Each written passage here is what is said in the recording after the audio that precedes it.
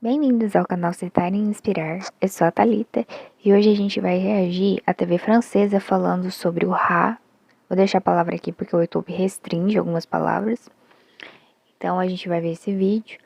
Aproveitando, eu peço que você se inscreva no canal, curta esse vídeo, comenta. Então, bora reagir.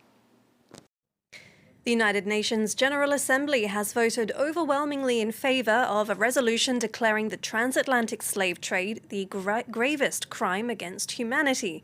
Even though all but 2 countries in Europe chose to abstain, 123 nations voted for the resolution, most of them from the global south. One of them is Brazil, the biggest recipient of enslaved Africans and the last country in the world to abolish slavery. Our reporter Jan Onosco is in Rio de Janeiro at one of the ports which received the slave ships. Jan, tell us what this vote means for Brazil. Well, I'm here at Valongo Wharf in the centre of Rio. It's the most powerful surviving physical witness to the gravest crime against humanity. That is what the transatlantic slave trade has been called by this historic UN resolution. Over the course of just 40 years, 1 million enslaved Africans were brought into the country via this stone ramp behind me. They were treated worse than animals. They were shackled in chains, they were traded in markets, and they were brutally punished. They were part of a trade which kidnapped and trafficked 12.5 million men, women and children over the course of 3.5 centuries, and 4.9 million of those Africans ended up here in Brazil. Now, this UN vote is not legally binding, but here in Brazil it's being seen as hugely symbolically important. That is because the country still suffers with the effects of slavery even today.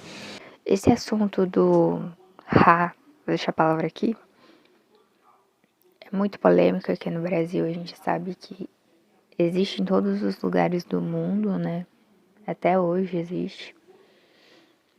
É um assunto muito debatido ainda aqui no Brasil. A gente é um povo miscigenado, com fortes raízes da África, né? Afrodescendentes aqui no Brasil. Então, o pessoal da mídia de fora tá muito atento a isso aqui no Brasil, né?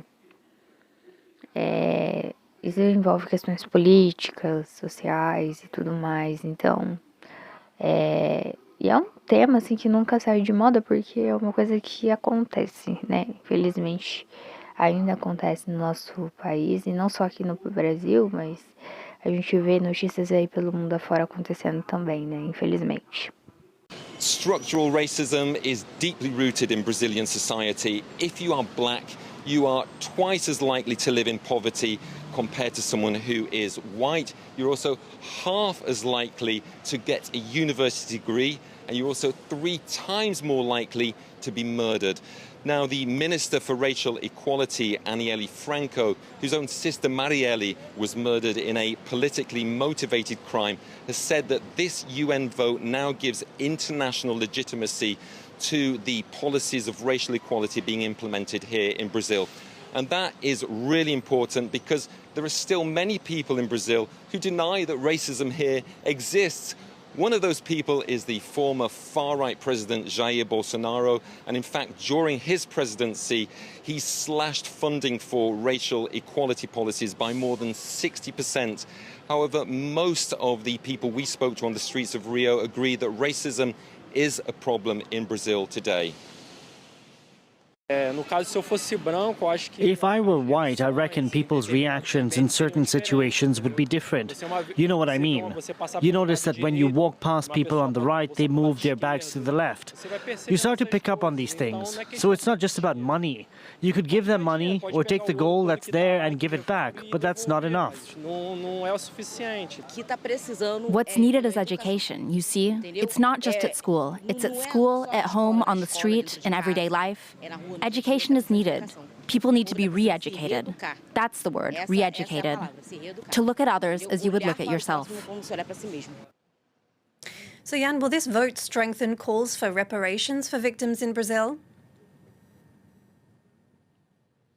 Well, the resolution itself calls for reparatory justice, but it's really unlikely to take the form of financial payouts.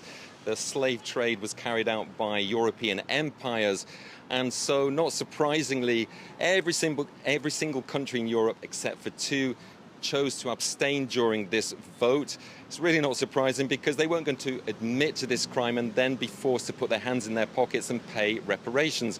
Now, the arguments against reparations are that while the slave trade was being carried out, it wasn't illegal, it was legally allowed, and also that the slave trade happened so long ago that it would be impossible to identify all the victims of it. However, there is a historical precedent for paying a country reparations. That happened after the Second World War. Germany paid around 700 million euros to Israel because of the Holocaust. Now, ironically, Israel was one of only 3 countries to vote against this UN resolution.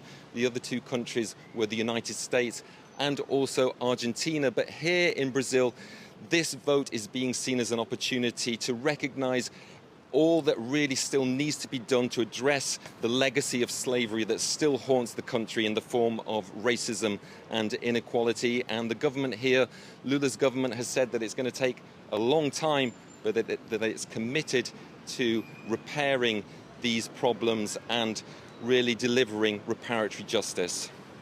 All right, Jan and Osco, thank you very much for that in Rio de Janeiro.